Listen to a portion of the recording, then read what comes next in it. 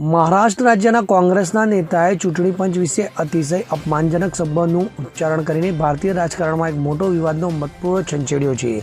કોંગ્રેસ નેતાના આવા અપશબ્દોથી છંછાડેલ ભારતીય જનતા પાર્ટીએ આ અંગે વિધિવત ફરિયાદ પણ નોંધાવી દીધી છે. તો તાજેતરની ચૂંટણીમાં હાર સહન નહીં કરી શકનાર કોંગ્રેસ તેમજ ઉદ્ધવ ઠાકરેની શિવસેનાના નેતાઓ બેફામ વાણી વિલાસ અને અપશબ્દોનો પ્રયોગ કરી રહ્યા છે. પરંતુ આજ તો કોંગ્રેસના એક નેતાએ તમામ મર્યાદા વટાવી દીધી હતી.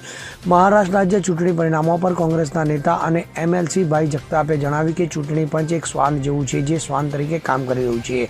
નરેન્દ્ર મોદી જીના બંગલાની બહાર બેઠું છે. કોંગ્રેસ નેતા દ્વારા આવા બેફામ અપશબ્દો બોલવાને પગલે ભાજપના નેતાઓ સક્રિય થઈ ગયા છે અને ભાઈ જગતાપ વિરુદ્ધ ચૂંટણી પંચમાં ફરિયાદ પણ દાખલ કરી છે. તો ભાજપના ભૂતપૂર્વ સાંસદ અને મહારાષ્ટ્રમાં ભાજપના વરિષ્ઠ નેતા કિરીટ સોમૈયાએ જગતાપ વિરુદ્ધ ફરિયાદ દાખલ કરી છે. સોમૈયાએ જગતાપના નિવેદનો અંગે તીવ્ર પ્રતિક્રિયા આપી છે. તો આ ઉપરાંત કિરીટ સોમૈયાએ લેખિત ફરિયાદ પણ દાખલ કરી છે. Bureau report CN24 news. હવે જુઓ દેશ દુનિયાની તમામ ખબરો તમારી આંગળીના ટેરવે. ઉઠાવો મોબાઈલ અને Google Play Store પરથી ડાઉનલોડ કરો અમારી CN24 ન્યૂઝ મોબાઈલ એપ.